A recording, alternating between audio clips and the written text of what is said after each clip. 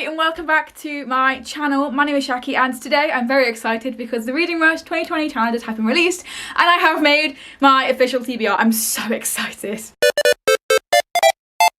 Previously known as Booktubeathon, the Reading Rush is a week-long readathon which goes from, I think, the 22nd to the 26th of July.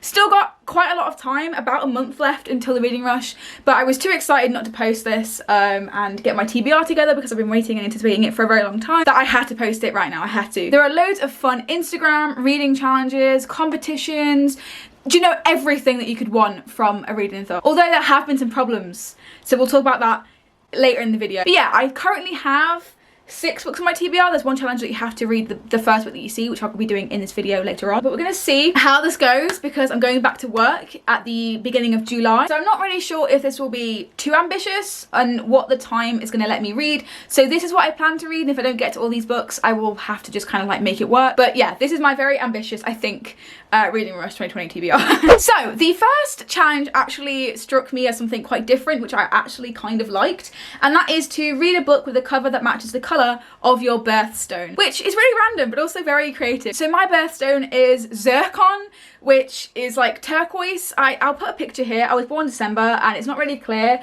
what kind of colour that is because it's like loads of different colours, but I've taken it as like turquoise / aquamarine for now because that's what I've personally learned in my childhood, like learning about my birthstone and stuff, meaning that I'd have to pick a turquoise cover, which I have a perfect one for this. So this challenge is going to be completed by one of my very anticipated releases of 2020, and that is When You Were Everything by Ashley Woodfolk. Now there are 2 books, I believe, in this video that I have mentioned in a previous video that I filmed, which is books by black authors I still need to read, so I will link that up above. But When You Were Everything has an absolutely perfect cover for this challenge. It is turquoise. It's not the exact colour of my birthstone, but I really wanted to read it, so I thought I'd bend the rules a little bit. And it is turquoise, okay? It's fucking turquoise. So this is about 2 girls who were in a friendship called Layla and Cleo, and their friendship just implodes and they argue and fall out, I'm assuming. And Cleo just kind of wants to forget about Layla, but their past keeps like reigniting and biting her on the arse, basically. Things make it very hard for Cleo to move on from the friendship imploding when she is assigned to be Layla's tutor. I'm very excited for this because I am somebody, like I said in my other video where this is mentioned, I'm somebody who absolutely loves and craves friendships in books, especially YA books, and was very excited for this one. Kind of wanted to read it sooner than the Reading Rush, but it just fit perfectly with the challenge and I didn't want to read anything else in place of this, so I thought I'd just sling it on here and hope for the best. Also, the challenges of this Reading Rush has been so tone deaf, which I'll come to when we get to the fucking read a book outside of your house challenge. I think that the challenges of this year's Reading Rush have been really tone deaf. They could have improved, and I will talk about that a little bit more, but I wanted to hold myself accountable, include reads from black authors and black voices, because the Reading Rush failed to give us a challenge about black voices despite being so for the Black Lives Matter movement right now. So I feel like I wanted to put that in there myself. So my next book is actually going to be a double up of a challenge, and it is going to be of the read a book that starts with the word the, which is actually easier than I thought it was going to be, and also the tone deaf challenge of reading a book completely outside of your house. For this I am going to be reading The Moon, which is a poetry collection by Kay Tolno. I actually don't know much about this, but I was just brought in by the fact that I had a moon on the cover, and I'll be completely honest, I'm absolutely obsessed with like the moon and the sun and stuff. The moon as like a symbolic feature means quite a lot to me, so I thought I'd pick this up, and it kind of fits perfectly with the challenge because it starts with the, and it also is very small where I can read it outside of my house. I do just want to discuss the challenge very quickly. Not only is it just shitty that they've put a challenge in here during a global pandemic, which is to read a book completely outside of your house when we're supposed to be social distancing and staying inside. Read the room, sis. Like, read the fucking room. Also, the fact that they haven't included, like I previously said, a challenge where we read specifically outside of our race. Just don't think that that is enough. I don't think that's good enough. And they also like posted their announced video on Juneteenth, which I also feel like was very like blind, and I'm just like, how did you miss that? Those are 2 things, you know. I just thought I'd comment on them in this video just because they are valid points, and I'm not criticising the Reading Rush in any way. I am taking part. However, I do think that the challenges could have been a little bit more relevant, I guess. I have personally seen it as I'm going to be reading it on my commute to and from work. That way I get 2 of the challenges knocked out of the park just by riding the bus. I think that is what their intentions were, not necessarily to go to public spaces and gather with people and to read.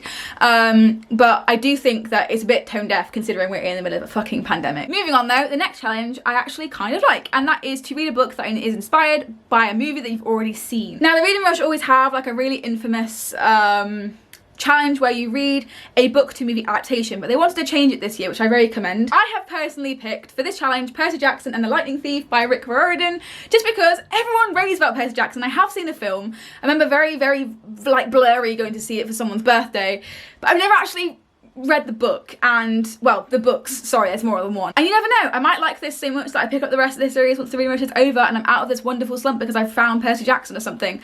And I need that now. We don't have Harry Potter. Oh, that turf, But yes, I decided to pick up Percy Jackson in light of that, actually, and the fact that Rick Riordan just seems to have the utmost care for his fans and the diversity that he puts into his books. I'm not sure how diverse the start of Percy Jackson is, or if it comes into the later books or Rick Riordan's later works, but I'm really excited to see what everyone is hyping about, and also listen to the Percy Jack musical. Percy Jack? What the fuck? The Percy Jackson musical. I feel like I need to read the book first, like from the source, you know what I mean? It's really ironic how it says now a major film on the front, and I'm now reading it for a challenge to specifically read the book, which is really funny. I don't know. Next we have a very exciting challenge, and this is to read the first book that you touch. Now I'm just gonna close my eyes. I've got them closed now.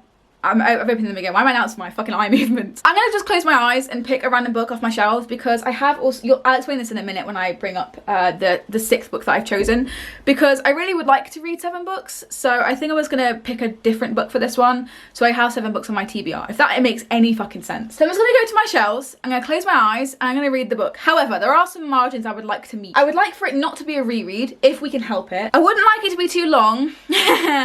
And I would also like for it to be doable, to be honest, because that would really help. Pick a book with my eyes closed. This is the most fun I've had in years. Okay, my eyes are closed. Proof that my eyes are closed. I don't know why I just turned around, that's so dramatic, because I like fucking Vine. Wait, where are my shelves? My shelves are here. Okay, shelves are here.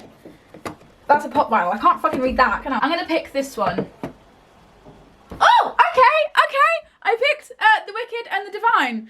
I don't know who it's by Gillian McClevey and Wilson Cowles, I think. This was actually recommended by Bowties and Books, Jessie, on their channel, and when they did a whole video about books we should read by Black authors, and I'm so excited that I picked this out. I did not mean to do that.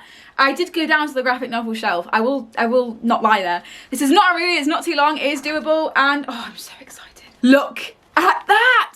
Such a fucking beautiful graphic novel. We're gonna skip the 5th challenge because I have already doubled up with The Moon, so we'll go to the 6th one. And this one is to read a book in a genre that you've always wanted to read more of. Now, a lot of you will know, I've said this quite a few times, is I'm very into poetry.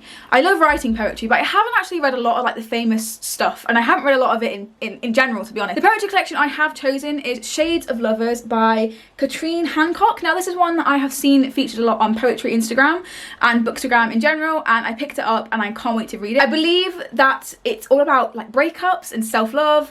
It says on the back, this is a story of breaking and healing, of forgiving but not forgetting, of understanding and balance. And I'm so fucking excited to get into this. Also, this cover just screams bi rights to me, but I know it's probably not about being bi, which is upsetting, but never mind. The next book is for the last challenge, and that is to read a book that takes place in a different continent to where you live.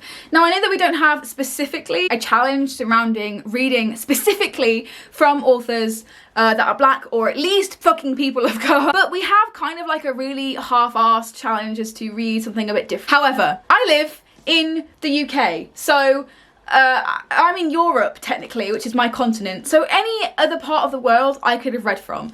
So this isn't really as inclusive as it seems at first, so people from America could just read something from Europe. As an ally and an activist, that just isn't enough for me, and it's just so tone deaf. Like with everything else, look at that challenge and I think, really? But anyway, I'll take it as it comes, and I've also tried to manipulate this challenge into allowing me to read another book by a Black author on purpose, like I did with the first one. I'm also doing the same with the last one as well, and that is another one that I have mentioned in my other video, and that is Let Me Hear a Rhyme by Tiffany D. Jackson. This is basically about 3 teens who are living in Brooklyn, who have a friend who's really good at rapping and he's making music and stuff, but then he dies, and their 3 friends who are left over don't want his music to go unheard because it is so good and they think that it's worthy of being out there. So they release it into the world, and their rap friend, who is actually dead, goes viral. Everyone loves him and they don't actually know that he has passed on. I am so excited for this book. It celebrates friendship and hip hop and being from Brooklyn, which I obviously don't know because it's in America, which is technically a different continent. I know that I said that was the last challenge, but I do actually have another book to talk about. The Reading Rush always has a challenge of reading 7 books. Like, it's not an official challenge, but it's just like more of like a thing for you to do. This is my 3rd year participating in the Reading Rush, and I always try to complete this challenge, and I thought that this time would be no different. And this book that I decided to just kind of log onto my TBR, which has been on my radar for a long time, is Rick by Alex Gino. I absolutely loved George by Alex Gino. I think their writing style is absolutely phenomenal. I just absolutely loved it. If you don't know what George is about, it's basically about a trans little girl called George. Amongst all of this and gender dysphoria, George would really like to play Charlotte in the class production of Charlotte's Web. Hang on. Bless me. Anyway, so I really liked George, and I really like Alex Gino, and I thought, you know what? They have a new book coming out. I'm gonna read it. This one is all about Rick, as you can see by the cover. I think it's gorgeous. Who has a friend called Jeff who is actually a bully. Rick and Jeff transition together into middle school. They are starting to figure out themselves and their sexuality. And I think this story is gonna be based around Rick, you know, figuring out his sexuality, but also having Jeff, forgot his name, he's irrelevant anyway if he's a bully. With having Jeff as his best friend being a bully and taking the piss out of things like this. I really am excited. It says on the back, it's an inspiring story about finding your place in the world.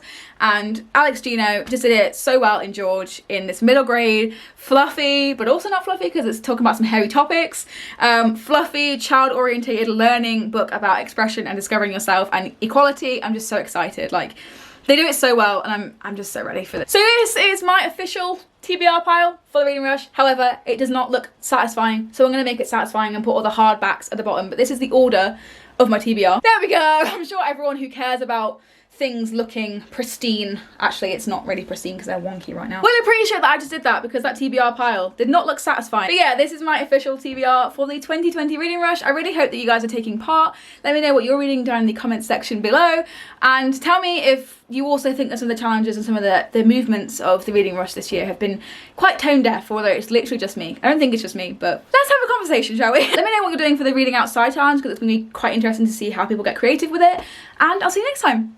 Bye! Bye! Don't know why I did that. Bye!